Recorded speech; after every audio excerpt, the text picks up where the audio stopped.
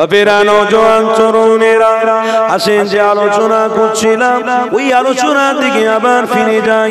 কেননা নবী, দয়াল নবী, আলোচনা আপনার আমার জন্য ফরজ, আলোচনা শোনাটাও আপনার জন্য আমার জন্য আল্লাহ ফরজ বানিয়ে দিয়েছে। আপনার জন্য আমার জন্য আমার রাসূলুল্লাহকে ভালোবাসাটাও ফরজ বানিয়ে দিয়েছে। এই যুবক, আল্লাহ নবী, নূর নবী, কথাটা আমি আপনি শুনছিলাম, সহিহ বুখারী কিতাবের মধ্যে রয়েছে। আল্লাহ নবী, নূর নবী, দয়া নবী যখন দুনিয়া জমিনে তাশরীফ আনলেন, বাল্য বাচ্চা শিশু আমার নবী যখন তাশরীফ এনেছে, মক্কার রেওয়াজে রয়েছে সমস্ত বাচ্চাদেরকে সবাই নিয়ে চলে যেত অন্য অন্য জায়গায় নিয়ে গিয়ে বাচ্চাদের দুধ পান করিয়ে আবার ফিরিয়ে দিয়ে যেত। এই যুবকেরা, এটা মক্কার জমিনের প্রথা ছিল। এমন করে আমার রাসূলুল্লাহ অনেক গরীব অবস্থায় ছিলেন, কেননা আম্মা আমিনা স্বামী আব্দুল্লাহ পৃথিবীর জমিনে তিনি বেঁচে নাই। এই যুবক শুনে খেলা, এমন সময়তে হালিমা আল্লাহ নবী, নূর নবীকে নেওয়ার জন্য যখন আমিনার কুঠুরিতে ঢুকে পড়লেন, হযরত হালিমা আমার রাসূলুল্লাহ চেহারা মোবারক যখন দেখেছে, তার কলিজাটা ঠান্ডা হয়ে গেছে।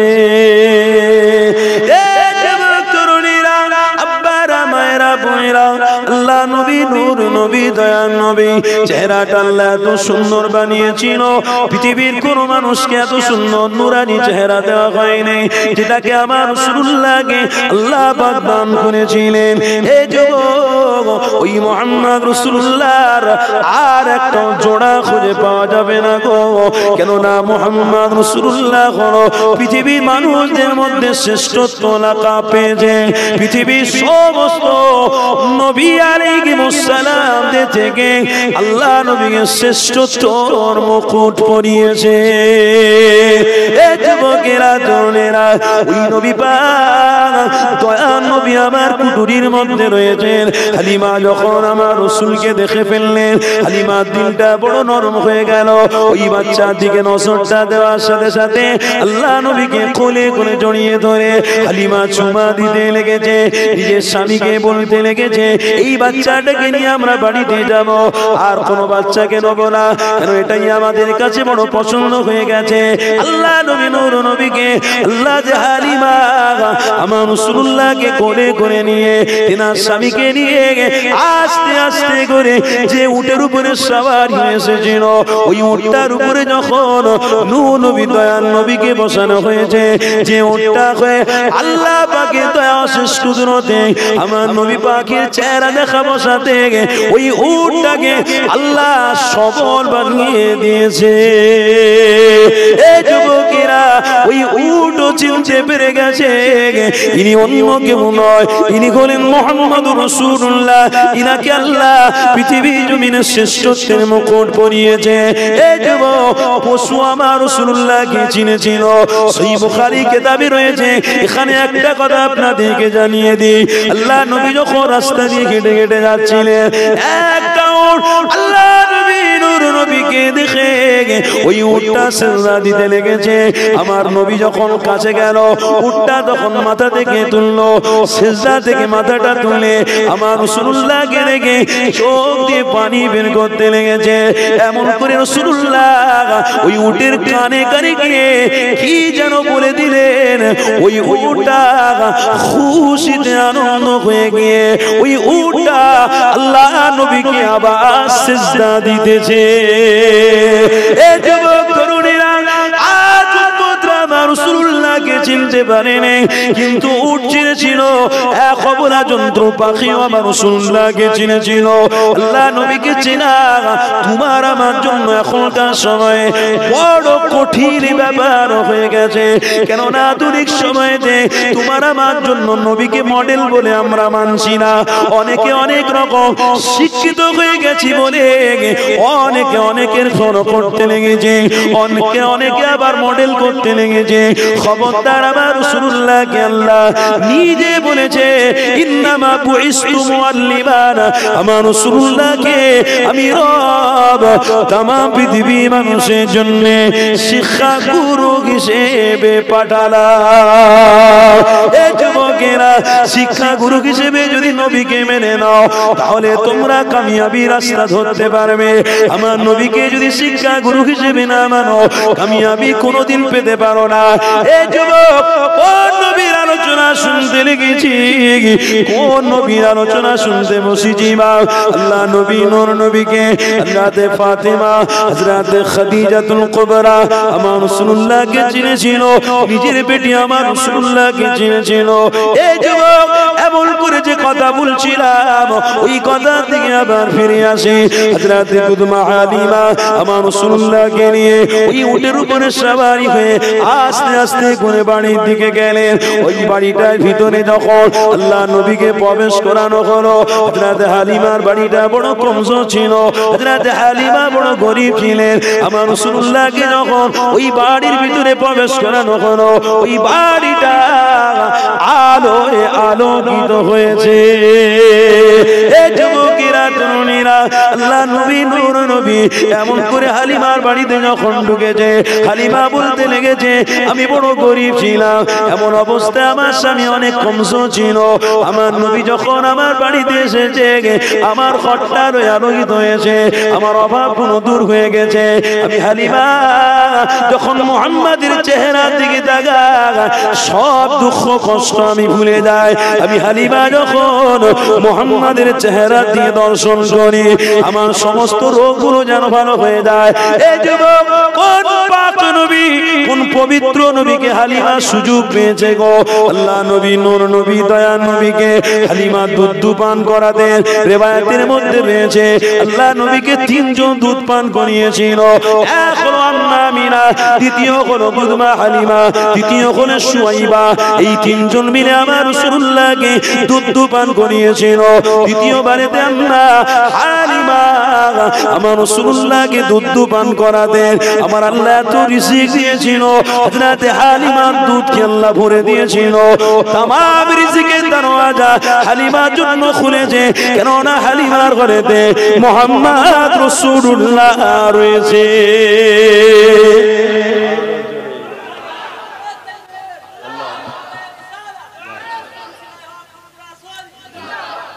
এই যুবক, মোহাম্মদ রসুল তো দুধমা হালিমার ঘরে এসেছে, হালিমার ঘরে তো জোয়ার উঠেছে, জোয়ার।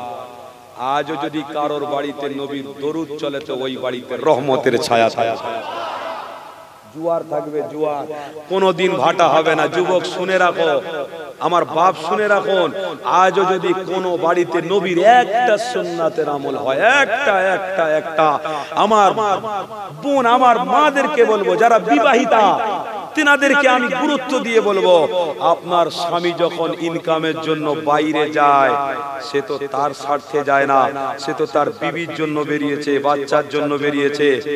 কি গো বলুন, বিবির জন্য বেরিয়েছে, বাচ্চার জন্য বেরিয়েছে, তার স্বার্থে সে যায়নি।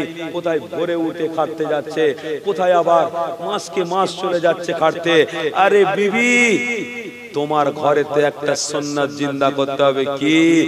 নবী বলেছে যে স্বামীকে ভালোবাসে, স্বামী যখন দূর সফর থেকে বাড়িতে ফিরছে, সে ডেলি আসুক বা 1 মাস পরে আসুক বা 1 সপ্তাহ পরে আসুক, যখন বাড়িতে প্রবেশ করবে, আমার মা তুমি তোমার স্বামীর জন্য 1 গ্লাস পানি নিয়ে দাঁড়িয়ে থাকো, এতে রাসূলের সুন্নাত জিন্দা হয়ে যাবে।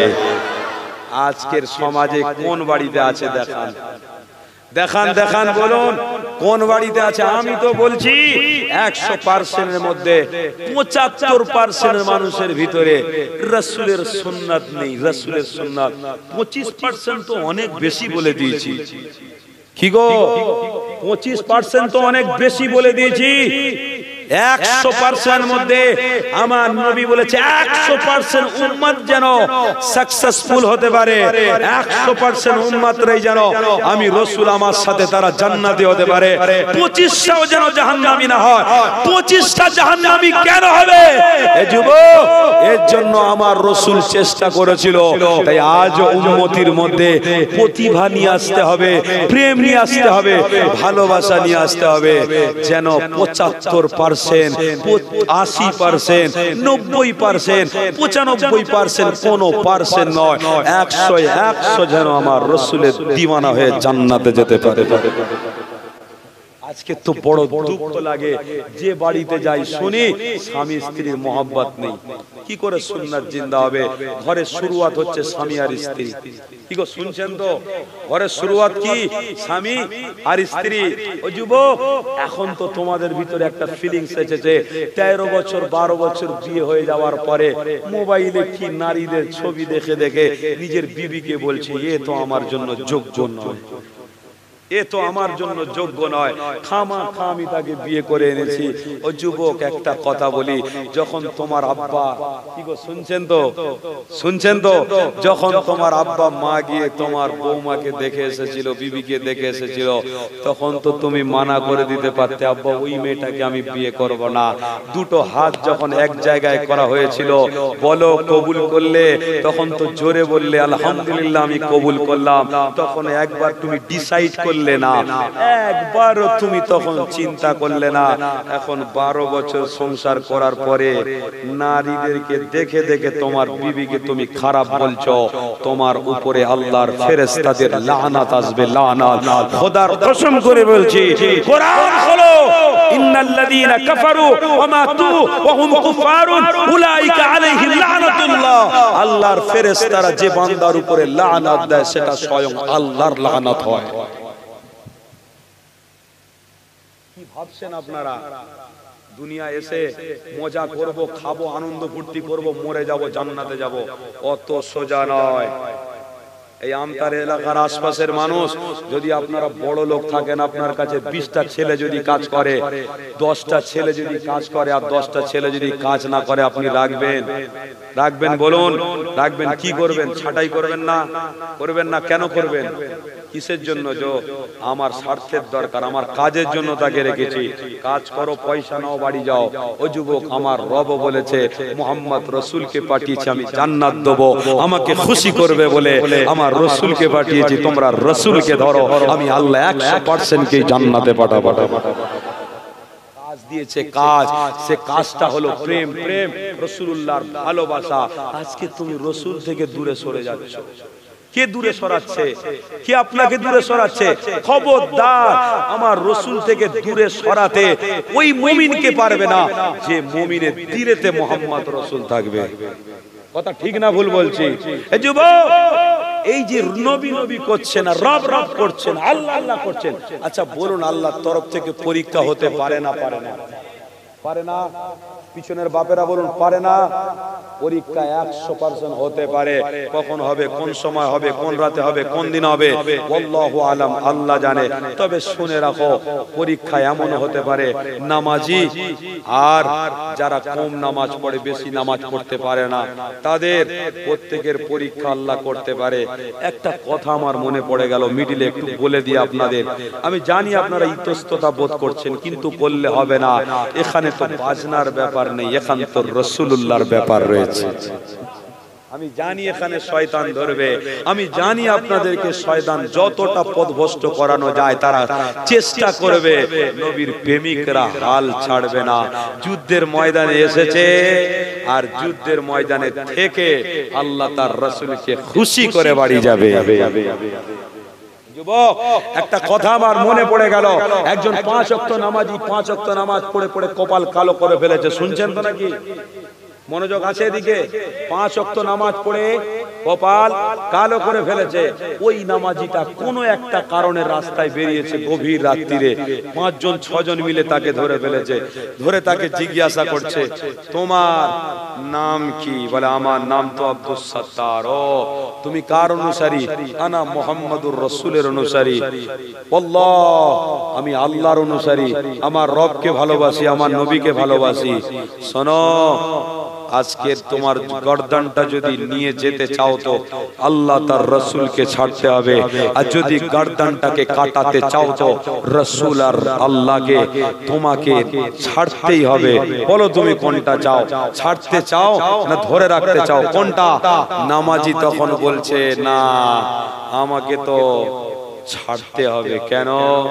আমার পিছনে আমার ছেলে আছে, আমার পিছনে আমার মেয়ে আছে, আমার বিবি আছে, আমার বাপ বেঁচে আছে, আমার মা বেঁচে আছে। আমি ইনকাম করলে তাদের খাওয়া হয়। কথা শুনছেন না? আমি ইনকাম করলে তাদের খাওয়া হয়। না না না, আমাকে গর্দান কাটানোর দরকার নেই, আমাকে বাঁচতে হবে। ও যুবক তখন বলছে আমি নবীকেও ছাড়তে রাজি আছি, রবকেও ছাড়তে রাজি আছি, সব ছেড়ে দেবো, আমার গর্দানটা কাটো না। ওই যে 5-6 জন দুশমন ছিল তারা বলছে যাও, চলে যাও, যাও, তোমাকে কোনো প্রকারের ডিস্টার্ব করলাম না, তুমি চলে যাও। বাহ! আর একজন দাঁড়িয়ে নেই, মাথায় টুপিও ভালো করে রাখে না, নামাজও ভালো করে পড়ে না। ও যুবক রাস্তা দিয়ে হেঁটে হেঁটে যাচ্ছে গভীর রাত্রে, 4-5 জন ধরেছে, তাকে ধরে জিজ্ঞাসা করছে বল তোমার নাম কি? বলে আব্দুস সাত্তার। তুমি কার অনুসারী? আনা মুহাম্মাদুর রাসূলুল্লাহ। কাকে ভালোবাসো?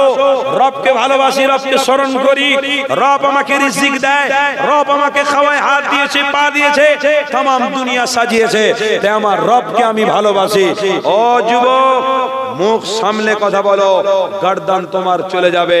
তোমার রবকে যদি তুমি ধরে থাকো, তোমার রবকে যদি ছাড়ো, নবীকে যদি ছাড়ো, নাম যদি পরিবর্তন করো, তোমার গর্দান থাকবে আর তুমি বাড়িতে যাবে। কোনটা চাও বলো? যুবক তখন ফুল পাওয়ারে বলেছিল যাকে দিলে ঢোকানো যায় তাকে দিল থেকে বার করা যায় না। আমি আমার দিলেতে মুহাম্মদ রাসূলকে ঢুকিয়েছি, কেটেও যদি ফেলে দাও আমি আমার নবীকে ছাড়বো না, তাই আমার রাসূলকে ভালোবেসেছি আর মরণ পর্যন্ত বেঁচেই যাব। একজন নামাজি আর একজন কিছু কিছু নামাজি, দুটোর মধ্যে ইমানের পার্থক্য হয়ে গেল। আমি মনে করছি নামাজ তো পড়েছে দুনিয়ার কোন স্বার্থের জন্য, আর এ ভালো বেসেছে তো বেসেছে মুহাম্মদ রাসূলকে দুনিয়ার কোন স্বার্থের জন্য নয়, ইমানকে মজবুত করার জন্য। শুনছেন তো? ইমান হলো সব থেকে মূল্যবান জিনিস। ইমানটাকে মজবুত করতে গেলে মুহাম্মদ রাসূলকে ভালোবাসতে হবে। বাপেরা, নওজোয়ান তরুণেরা, ও নবী পাকের প্রেমিকেরা, আসো আমার নবীর আলোচনা করছিলাম। আল্লাহ নবী, নূর নবী, দয়ার নবী আম্মা হালিমা ঘরে যখন চলে গেলেন, আম্মা হালিমা তখন আমার রাসূলুল্লাহকে অনেক ভালোবাসতে লাগলেন।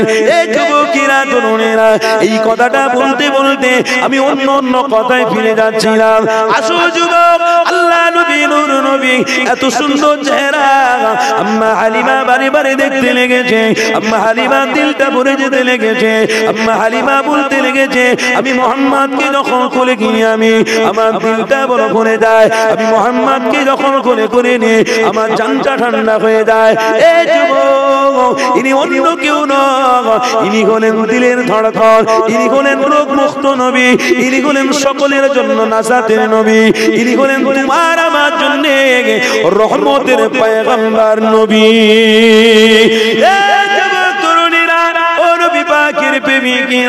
আসো আমার নবীকে হযরত হালিমা দুধ পান করায়। আম্মা হালিমা আমার রাসূলকে ভালোবাসে। আম্মা হালিমা নিয়ে কোলে পিঠে মানুষ করতে লেগেছে। এই যুবক তরুণীরা শুনে রেখে নাও, আম্মা হালিমার 4টে কলিজার টুকরা সন্তান ছিল। একটা ছেলে ছিল, ছেলেটার নাম ছিল আব্দুল্লাহ। দ্বিতীয় মেয়ে ছিল, মেয়েটার নাম হলো সাইবা। তৃতীয় আর একটা কন্যা ছিল, ওই কন্যাটার নাম হলো হুনফা। আর একটা কন্যা ছিল, ওই কন্যাটার নাম হলো হুজাফা। এই যুবকেরা, তরুণীরা, এই 3 কন্যা একটা সন্তান হযরত দুদমা হালিমা ছিল। ও যুবক শুনে রেখে দাও, আমার রাসূলুল্লাহ রাসূলুল্লাহকে হযরত হালিমা যেমন ভালোবাসতেন ওই রকম সাইমা আমার রাসূলুল্লাহকে অনেক ভালোবাসতেন। আল্লাহ নবীকে কোলে পিঠে নিয়ে মানুষ করতেন, আল্লাহ নবীকে চুমা খেতেন, আল্লাহ নবীকে নিয়ে এখানে সেখানে ঘুরতে যেতেন। এই যুবক হযরত আম্মা হালিমা এমন করে কন্যা, বড় কন্যা আমার রাসূলুল্লাহকে খুবই প্যার করত। এক তারিখের খবর জানিয়ে দিয়ে ওই সাইমা আমার নবী পাককে কোলে করে নিয়ে কোথায় যেন ঘুরতে বেরিয়ে গেছে। কিতাবের মধ্যে রয়েছে আম্মা হালিমা রাসূলকে দেখতে পায় না, মনটা বড় খারাপ হয়ে গেল।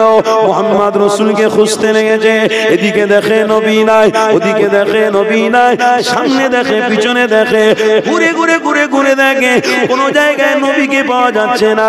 আম্মা হালিমা মন করে আল্লাহ নবীর পিছনে বিচলিত হয়ে গেলেন। তিনার মনটা বড় খারাপ হয়ে গেল, মনটা বড় এমন করে দুর্বল হয়ে গেল। এই যুবক হাদিসের মধ্যে রয়েছে সাইমা হঠাৎ করে আমার নবী পাককে কোলে করে নিয়ে আস্তে আস্তে করে যখন বাড়ির দিকে রওনা দিচ্ছিল, হঠাৎ করে আম্মা হালিমা তিনার নজরটা পড়ে গেল। ছুটে গিয়ে সাইমার কাছ থেকে নূর নবী, দয়া নবীকে কোলে করে জড়িয়ে ধরলেন। হযরত হালিমা আমার নবী পাককে চুমা দিতে লেগেছে, হযরত হালিমা আমার রাসূলুল্লাহকে আদর করতে লেগেছে, আর নিজের কন্যাকে আওয়াজ দিয়ে বলছে আর কোনদিনের জন্য এই মুহাম্মদকে তুমি কোলে নেবে না, কেননা তুমি আমার বাচ্চাকে এখানে সেখানে কোনদিন নিয়ে যেও না। এ সাইমা, মুহাম্মদকে নিয়ে তুমি কোথায় গিয়েছিলে? আমি হালিমা অনেকক্ষণ ধরে খুঁজে পাচ্ছিলাম না। সাইমা তখন আওয়াজ দিয়ে বলছিল আমি মাঠে বাচ্চারা খেলা করছিল, আমি মুহাম্মদকে নিয়ে কোলে করে ওখানে খেলা দেখার জন্য গিয়েছিলাম। কেন তুমি নিয়ে গেলে? এই রৌদ্রতের সময়ে কলিজার টুকরা বাচ্চাটা রোদ লাগবে, কষ্ট হবে, দুঃখ হবে, ব্যথা হবে, কেন তুমি নবীকে নিয়ে গেলে? কেন তুমি মুহাম্মদকে নিয়ে গেলে? এই যুবকেরা সাইমা তখন বলেছিল আমি ইচ্ছা করলাম খেলা দেখা, তাই মুহাম্মদকে নিয়ে গেলাম। এই যুবক হযরত হালিমা তখন সাইমাকে অনেক বকুনি দিতে লেগেছে, অনেক তাম্বি করতে লেগেছে, খবরদার আর কোনদিনের জন্য তুমি কোলে নেবে না, খবরদার তাকে আর কোনদিন বাইরে নিয়ে যাবে না, কেননা মুহাম্মদ হলো আমার কাছে সবথেকে বড় প্রিয় সন্তান। মুহাম্মদকে আমি ভালোবাসি, মুহাম্মদকে আমি বড় ভালোবাসি, প্রেম করি। এই যুবকেরা, তরুণীরা ওই সময় দেখে সাইমা আওয়াজ দিয়ে হালিমা আম্মা জানকে বলতে লেগেছে আম্মা জান আপনি শুনে রেখে দেন, আপনি যে রৌদ্রের জন্য আপনার কষ্ট হচ্ছে, মুহাম্মাদের রোদ লেগেছে তাই আপনার দুঃখ হচ্ছে, কষ্ট হচ্ছে, আম্মা আপনি শুনে রেখে দেন, আমি যখন শিশুকে নিয়ে বাচ্চাকে নিয়ে ময়দানে খেলা দেখতে গিয়েছিলাম, এই যুবক ওই সময় সাইমা বলতে লেগেছে আমি যেখানে যেখানে মুহাম্মদকে নিয়ে গেছি ওখানে ওখানে এক টুকরো মেঘ এসে মুহাম্মাদের মাথার উপরে ছায়া করেছে। আরো জোরে, ইনি হলেন মুহাম্মাদুর, যে রৌদ্রতে বেরোলে আল্লাহ তার মাথার উপরে মেঘকে দিয়ে ছায়া করে দেয়। যুবক আমার বাপ, আমার ভাইরা, যে রসুল বাইরে বেরোলে আল্লাহর মখলুক পাখিকে বলে দেয় যাও তোমার নবীকে সালাম দাও। ইনি হলেন সেই নবী যে নবীর জন্য আজও মদিনা রওজাতুল মুআল্লার পাশে রিয়াজুল জান্নাত, পৃথিবীর জমিনে আল্লাহ প্রকৃত জান্নাতের একটা সুগন্ধি রেখেছে, জান্নাত রেখেছে, সেটা হলো রওজার পাশে মেম্বারের মিডিলে যেটাকে বলা হয় রিয়াজুল জান্নাত। ওটা আমার রাসূলুল্লাহর সাদকা, রাসূলুল্লাহর পরিচয়, বলুন সুবহানাল্লাহ। ইনি হলেন সেই নবী। যুবক, ওই নবীকে ভালোবাসতেই হবে। ও নবীকে ছাড়লে আমার জীবন সার্থক হবে না, আমার জীবনের কোনো কাজ উন্নত বা সাকসেসফুল হবে না। উম্মত রাসূলকে ধরলে কামিয়াবির শিরোনামে পৌঁছাবে। শুনছেন তো? জীবন যায় যাবে, রাসূলকে ছাড়বো? বলুন ছাড়বো? খিদাতে থাকলেও রাসূলুল্লাহ, আর ভালো খাবার মন্দ যদি পেয়েও থাকি রাসূলুল্লাহ। কথা বুঝছেন তো নাকি? আল্লাহ যেন আমাদের সকলকে কবুল করেন, বলুন আল্লাহুম্মা আমিন। দরুদ শরীফ আল্লাহুম্মা সাল্লি আলা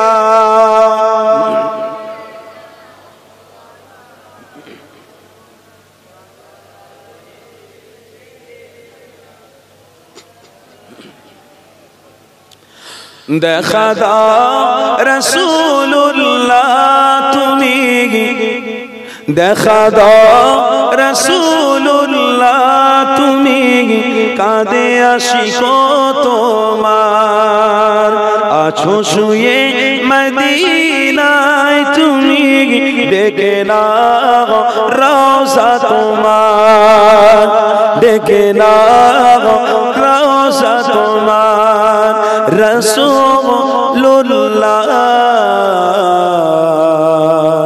কি হবে আমার পায় রাসূলুল্লাহ কি হবে আমার পায় লা ইলাহা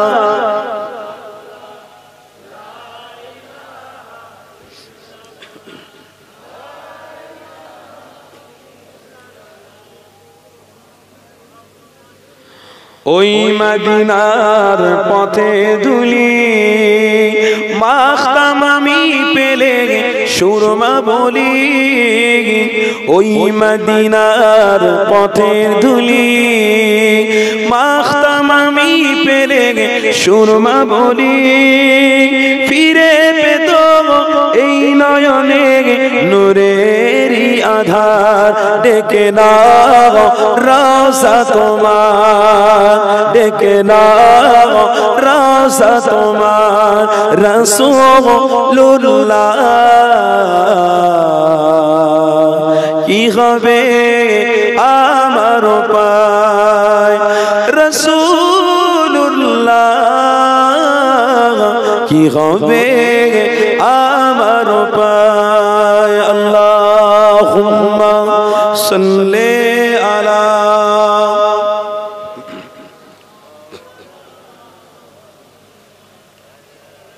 মাশাআল্লাহ মাশাআল্লাহ মরণের চিঠি যখন আসবে আমার কালিমার তালকিন দিও বারে বার মরণের চিঠি যখন আসবে আমার কালিমার তালকিন দিও বারে বার প্রাণ জুড়ে দেখব চেহারা তোমার ডেকে নাও রওজা তোমার জোরে হবে না নারে তাকবীর ডেকে নাও রওজা তোমার ডেকে নাও রওজা তোমার রাসূলুল্লাহ কি হবে আমার পায় রাসূলুল্লাহ কি হবে আমার পায় আল্লাহুম্মা সাল্লি আলা জোরে জোরে মাশাআল্লাহ একটু বড় ভক্তি বলে ওয়া আলা আলি সাইয়্যিদিনা তোমার দেশে যায় কত আশিকান এ অধম পড়ে আসি বাংলা ওয়াতান তোমার দেশে যায় কত আশিকান এ অধম পড়ে আছি বাংলা ওয়াতান যেতে পারলাম না আমি দেশেতে তোমার ডেকে নাও রওজা তোমার ডেকে নাও রওজা তোমার রাসূলুল্লাহ কি হবে উপায় আমার রাসূলুল্লাহ কি হবে আমার উপায় দেখা দাও রাসূলুল্লাহ তুমি কাঁদে আশিক তোমার আছো শুয়ে মদিনায় তুমি ডেকে নাও রওজা তোমার ডেকে নাও রওজা তোমার লা ইলাহা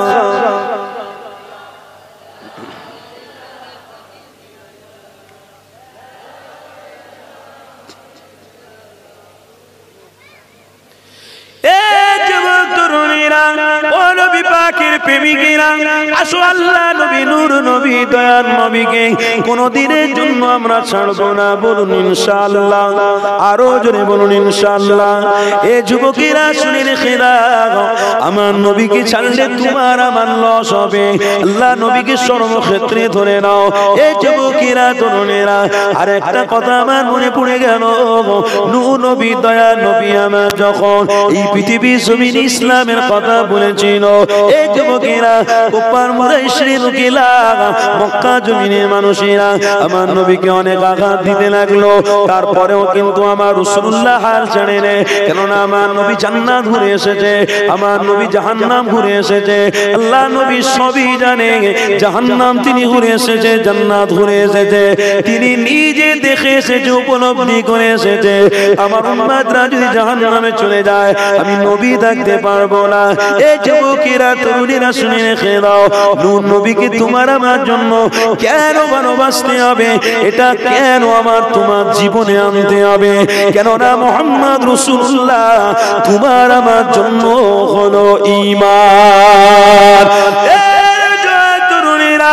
ও নবী পাকের প্রেমিকরা শুনে রেখে দাও, আল্লাহর নবী নূর নবী দয়ার নবী, দয়ার নবীকে আল্লাহ কত বড় মর্যাদাপূর্ণ নবী বানিয়েছে। আর সেই কিতাবের মধ্যে রয়েছে, নবী আমার মসজিদে নববী শরীফে বসে রয়েছে, সাহাবারা সবাই বসা, আল্লাহ নবী আমার বুঝাতে লেগেছে, বাবা সাহাবারা শুনে রেখে দাও, দুনিয়া ফাইন্নাহা লাইসাত বিদারি মাকাম ওয়ালা তাতমাউ ফি দুনিয়া ওয়ালাউ খালাতুম আল-ফাআমিন ওয়াসুবু ইলাল্লাহ। বাবা সাহাবারা শোনো, এই পৃথিবীর জমিন তোমার আমার জন্য চিরজীবনের নয়। পৃথিবীতে এসেছো, সবাইকে দুনিয়া ছাড়তে হবে। কেউ টাকাওয়ালা হলেও দুনিয়া ছাড়বে, কেউ ধনদাওয়ালা যদি রেখো দুনিয়া ছাড়বে, কেউ ভালো বিল্ডিং যদি শোয় তাকেও দুনিয়া ছাড়তে হবে, এসির বাড়িতেও যদি ঘুমিয়ে থাকে তাকেও দুনিয়া ছাড়তে হবে। কেননা নবী আমার জানিয়েছে, এই পৃথিবীর জমিনে যারাই এসেছে তাদেরকে দুনিয়া ছাড়তে হবে, এতে কোনো সন্দেহ নাই। কেননা নবী আমার আল্লাহ পাকের কোরআনের মধ্যে জানিয়েছে, নবী আমার সাহাবাদের শোনাতে লেগেছে। এই যুবক সূরা মুলকের মধ্যে দেখে গেল, তাবারাকাল্লাযী বিয়াদিহিল মুলক ওয়া হুয়া আলা কুল্লি শাইইন কাদির। আমার নবীকে আল্লাহ পাক কি বড় মর্যাদা দিয়েছে শোনো। নবী আমার সাহাবাদের শোনাতে লেগেছে, বাবা সাহাবারা তোমরা আগে অন্য ছিলে, এখন নবীকে ধরেছো, এখন তোমাদের দরওয়াজা আরো বুলন্দি হয়ে গেছে, আরো মাকাম আল্লাহ পাক আরো বেড়িয়ে দিয়েছে। এই যুবকেরা তরুণেরা, তাই ঈমানদারদের কাছে বেঈমানদের কোনো মূল্য চলে না। ঈমানদারদের পার্সেন্টটা হলো আলাদা, বেঈমানদের পার্সেন্টটা হলো আলাদা। ঈমানদারদের পার্সেন্ট কেন মূল্যবান? কেন আল্লাহ পাক দুনিয়া জমিনে ঈমানদারদের সাথে সৎ ব্যবহার করবে, আর বেঈমানদের সাথে আল্লাহ জাহান্নাম দেবে বলে ওয়াদা করেছে। এই ঈমানদাররা হলো মুহাম্মদ রাসূলুল্লাহর আশিক, বেঈমানরা হলো শয়তানের আশিক। এই যুবকেরা তরুণেরা, এই শয়তানকে অনুসরণ করা তোমার আমার জন্য বড় ক্ষতিকর। কেননা কোরআন বলছে, ইন্নাশ শাইতানা লিল ইনসানি আদুউম মুবিন। খবরদার তুমি শয়তানকে অনুসরণ করো না। শয়তান হলো তোমার নবীর দুশমন, শয়তান হলো উম্মতের দুশমন। খবরদার নবীকে তোমরা যদি ভালোবাসো, শয়তানকে কোনোদিন অনুসরণ করো না। এই যুবক তরুণীরা শুনে রেখে দাও, তাই তো আমার নবী জানাতে লেগেছে, দুনিয়ার জমিনে যারা এসেছে তারা অবশ্যই মৃত্যুবরণ করবে। আল্লাযী খলাকাল মাউতা, অবশ্যই তাদের মৃত্যু হবে। ওয়াল হায়াতা, যারা হায়াতে রয়েছে তাদের অবশ্যই মৃত্যুবরণ হবে। যে হালাতে থাকুক না কেন, যে অবস্থায় তারা থাকুক না কেন, তাদেরকে আল্লাহর কাছে আবার ফিরে যেতে হবে। এই যুবক তরুণীরা শুনে রেখে নাও, আমি যে কথা বলতে গিয়ে অন্য কথায় চলে যাচ্ছি, বা আমার আমার নবী বলতে লেগেছে এই পৃথিবীর জমিন চিরজীবনের জন্য নয়, তোমরা যেমন চলে যাবে অবশ্যই একদিন বিচারের দিন হবে। ওই বিচারের দিনে সবাইকে দাঁড়াতে হবে। বিচারের জায়গাটাও আমার নবী বলে দিয়েছে, বিচারের জায়গাটা হলো আরাফার ময়দান। ওই আরাফার ময়দানে আল্লাহ বিচার হবে, সবাইকে সেখানে যেতে হবে। মুমিনরা তোমরা বিশ্বাস করো বিচার একদিন হবে না? হবে না? কি গো বলুন? মরতে যখন হচ্ছে আবার উঠতে হবে, বিশ্বাস আছে না নাই? বিশ্বাস আছে তো? প্রত্যেকটা ইমানদারদের ভিতরে এই বিশ্বাস রাখলেই তারা মুহাম্মদ রাসূলুল্লাহর প্রেমিক। কথা শুনছেন? আল্লাহ নবী নূর নবী দয়া নবী আমার ওই রকম ভাবে সাহাবাদের ঘরে বুঝাতে লেগেছে, বাবারা এই দুনিয়া জমিন তোমায় আমায় ছাড়তে হবে। শুনে রেখে দাও, এমন অবস্থাতে আল্লাহ নবী দূর নবী দয়ার নবী জানাতে লেগেছে কিয়ামত যখন হবে তার পূর্বেতে সকলকে কবর থেকে উঠানো হবে। সবাই উঠে আল্লাহ পাকের ইশারা হুকুমে আরাফাতের ময়দানের দিকে সবাই ছুটতে থাকবে। এখানে আপনাদেরকে একটা প্রশ্ন করি, পৃথিবীর জমিনে থেকে চলে যাওয়ার পরে কবরে শোয়ার পরে সর্বপ্রথমে কবর থেকে আল্লাহ কাকে তুলবে বলেন? এই দুনিয়ার জমিন ছাড়ার পরে সর্বপ্রথমে আল্লাহ কাকে তুলবে? কাকে তুলবে? আপনাকে, আমাকে, মুসা নবী, ইদ্রিস নবী, শীস নবী, উজাইর নবী, কোন নবীকে? মুহাম্মাদুর। আরে আওয়াজ দিয়ে বলো না একটু, মুহাম্মাদুর রাসূলকে আল্লাহ প্রথমে তুলবে। হায় হায় রে! সহিহ বুখারী এবং মুসলিম শরীফের মধ্যে আছে যে মুহাম্মদ রাসূলের উম্মত আল্লাহ এত মর্যাদা দেবে, কিয়ামতের দিনে এরা যতক্ষণ না আগে জান্নাতে যাবে অন্য নবীর উম্মতরা জান্নাতে যাবে না। বুখারী শরীফ ও তিরমিজি শরীফের কিতাবের মধ্যে আছে কিয়ামতের কঠিন দিনে মুহাম্মদ রাসূলের উম্মতদের হিসাব আগে হবে, তারপরে অন্য নবী আলাইহিস সালামের উম্মতদের হিসাব হবে। আগে মুহাম্মদ রাসূলের উম্মতের হিসাব আগে, তারপরে পরে। তাহলে আমাদের মর্যাদা বাড়ছে না কমছে? বলুন। আর সেই নবীকেও আবার দুনিয়া থেকে আগে তোলা হবে। শুনছেন তো নাকি? সর্বপ্রথম বাবেরা নওজোয়ান তরুণেরা আল্লাহ ফেরেশতা জিবরাইলকে পাঠিয়ে যাও আমার রাসূলুল্লাহ যেখানে রয়েছে ওখানে আমার রাসূলকে আগে তোলো। ফেরেশতা জিবরাইল এসে আল্লাহ নবীকে সালাম দেবে, সালাম দিয়ে যখন নবীকে ওঠানো হবে, এই যুবকেরা শুনে রেখে দাও আমার রাসূলুল্লাহ যখন তিনি উঠবেন তেনার দু চোখ দিয়ে পানি মোবারক থাকবে।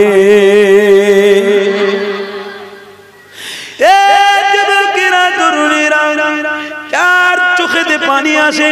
বন্ধু যদি বন্ধুকে আঘাত করে বা বন্ধু যদি কোনো বিপদের মধ্যে পড়ে তখন বন্ধুর অনেক উপকার করার জন্য চোখেতে পানি দিয়ে আসে। বাবা কোনো অসুবিধার মধ্যে পড়েছে ছেলে চোখ দিয়ে পানি আসবে, বা ছেলে কোনো অসুবিধার মধ্যে পড়েছে বাপের চোখ দিয়ে পানি আসবে। এই যুবক এটা তো সামান্য ক্ষণের জন্য, বা তোমার আব্বা দুনিয়া ছেড়ে চলে গেছে, ছেলে তুমি কিছুদিনের জন্য কাঁদবে, বা তোমার স্ত্রী চলে গেছে, বাচ্চা চলে গেছে, একদিন দুদিন এক মাস দু মাস 3 মাস তুমি হাইয়েস্ট কাঁদবে, এর বেশি কাঁদবে না। তার মানে দুনিয়া তোমার আমার স্মরণ করার মতো পরিস্থিতি হিসেবে কেউ তোমার আমার পাশে নাই। এই যুবক নবী পাককে ভালোবাসা, নবী পাককে মহব্বত করা আল্লাহ তোমার আমার জন্য ফরজ কেন বানিয়েছে? এই জন্যে, কেননা নবী আমার মৃত্যুর পরেও তোমার আমার জন্য চোখের পানি ফেলতে থাকবে। আল্লাহ নবী যখন উঠবে চোখ দিয়ে তেনার পানি থাকবে। জিবরাইল ফেরেশতা জিজ্ঞাসা করবে ইয়া রাসূলুল্লাহ হাবিবাল্লাহ কেন আপনার চোখে পানি বলেন? আল্লাহ নবী তখন বলবে ইয়া আখি জিবরাইল আমার চোখ দিয়ে পানি এই জন্য বের হচ্ছে কেননা আমার উম্মতিদের কি উপায় হবে, হিসাবের দিন কখন হবে বলো জিবরাইল? আল্লাহ নবী ফেরেশতাকে জিজ্ঞাসা করতে লেগেছে। ফেরেশতা তখন বলতে লেগেছে ইয়া রাসূলুল্লাহ হাবিবাল্লাহ কিয়ামত ঘনিষ্ঠ হয়ে গেছে, আপনাকে এখন আমি তুলতে এসেছি, আপনি সর্বপ্রথম এসেছে। নবী আমার চোখের পানি বন্ধ করে দিয়ে এমন করে আল্লাহর ফেরেশতাকে খুশির খবর জানাতে চাইবে। ওগো জিবরাইল শুনে রেখে দাও, আমি মুহাম্মদ বড় খুশি হচ্ছি কেননা কিয়ামতের দিনে আগে সর্বপ্রথমে আমি মুহাম্মদ আগে যখন উঠেছি অবশ্যই আমার উম্মত উম্মতিদের নাজাত দিয়ে জান্নাতে যাব। আল্লাহ নবী খুশি হয়ে জিবরাইলকে বলতে লেগেছে আমি জাহান্নামের দরওয়াজার সামনে দাঁড়িয়ে থাকবো, আমার একটা উম্মতকে জাহান্নামে যেতে দেব না। আমি ফুলসিরাতের রাস্তার সামনে দাঁড়িয়ে থাকবো, আমার একটা উম্মতকে আমি ফুলসিরাতের রাস্তা পার করিয়ে দেব, কাউকে পড়তে দেব না। আমি সেই নবী, আমার উম্মতকে আমি এতটাই ভালোবাসি। এ যুবকেরা তরুণীরা সর্বক্ষেত্রে আমার নবীর কথা মানো, সর্বক্ষেত্রে আমার রাসূলকে তুমি ভালোবাসো, তবেই তুমি কামিয়াবি হতে পারবে। খবরদার কাউকে দেখে ফলো করতে যেও না, আমার রাসূলুল্লাহকে ভালোবাসো, অবশ্যই তুমি কামিয়াবি হবে। যুবক আমার বাপ আমার ভাই বলুন আজ থেকে প্রতিজ্ঞাবদ্ধ করুন ইনশাআল্লাহ আমার রাসূলকে ভালোবাসবো। এই বলুন বলুন জীবনে যতদিন বেঁচে থাকবো আমার রাসূলকে আমি প্রেম করেই যাব, বলুন ইনশাআল্লাহ। সওদা করবে না তো কারোর সঙ্গে? সর্বপ্রথমে আমার রাসূল বলেছে সওদা তো তারা করেছে যারা সর্বপ্রথমে হারামকে ঢুকিয়েছে। যুবক নবী তো সাহাবাদের বলেছিল সাহাবারা তোমরা তো হারাম থেকে বেঁচে মুহাম্মদ রাসূলের হাত ধরেছো, আমি তোমাদেরকে বলছি আল্লাহ যেমন জান্নাতি লাকাব দিয়েছে আমার উম্মতের মধ্যেও যদি কেউ ভুল বুঝে ওই রকম ফিরে আসে আমি নবী বলছি তাকে আল্লাহ জান্নাতি বানাবে। হয়ে গেছে হারাম, ভুল হয়ে গেছে, আজকের বসেছি তওবা করতে। আল্লাহ নিজে বলছে ইন্নাল্লাহা ইউহিব্বুত তাওয়াবিন ওয়া ইউহিব্বুল মুতাতাহহিরিন। বান্দা তুমি তওবা করো, আমি আল্লাহ তোমাকে maaf করে দেব। আল্লাহ নিজে বলছে বান্দা তুমি তওবা করে ফেলো। যুবক ও আমার বাপ আমার ভাই পর্দার অন্তরালে আমার মা আমার বোনেরা আজকে সুযোগ আছে, যদিও ভুল হয়ে যায় আজকের বসে তুমি তওবা করে নাও। আজ রাত্রিরে যদি তোমার মৃত্যু হয়ে যায় তুমি জান্নাতি হতে পারবে। কেন? আমার রাসূল বলেছে যারা তওবা করবে তারা নাজাত পাবে। হয়ে গেছে বান্দা হিসেবে ভুল হয়ে গেছে, কি গো বুঝছেন তো নাকি? বান্দা হিসেবে ভুল হয়েছে, বান্দা হিসেবে ভুল বোঝাবুঝি হয়েছে, কিন্তু তাই বলে যে মৃত্যু পর্যন্ত ওই হারামের দিকে থাকবো ওটা কি করা যাবে? করা যাবে? প্রতিজ্ঞাবদ্ধ হন আজ থেকে। কেন? নবী প্রত্যেকটা সাহাবাদেরকে এই মিশনের উপরে শিক্ষা দিয়েছিলেন। আমার সাহাবারা কোন হারামকে প্রশ্রয় দেবে না, আশ্রয় দেবে না, তাহলে তারা রাসূলুল্লাহর সাথে জান্নাতে যাবে। আর আমার উম্মতরাও কোন হারামকে আশ্রয় দেবে না, প্রশ্রয় দেবে না, তাহলে মুহাম্মদ রাসূলুল্লাহর সাথে তারা জান্নাতে যাবে। ও যুবক, একটা টাকার তো বিনিময়, এক টাকার বিনিময় আপনি 1 টাকা ইনকাম করছেন, এই একটা টাকা হালাল টাকা মজবুত টাকা ইনকাম করে মিষ্টি দোকান থেকে মিষ্টি কিনে আপনার বিবি আপনার বাচ্চা আপনার পরিবারকে নিয়ে বসে খান।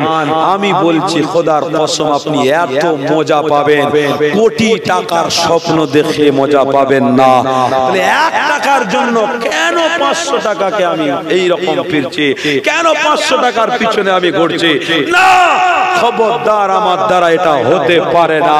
আমি হালাল থাকবো, হালাল খাবো, এই দেহটাকে জাহান্নামের আগুন পোড়াতে পারবে না।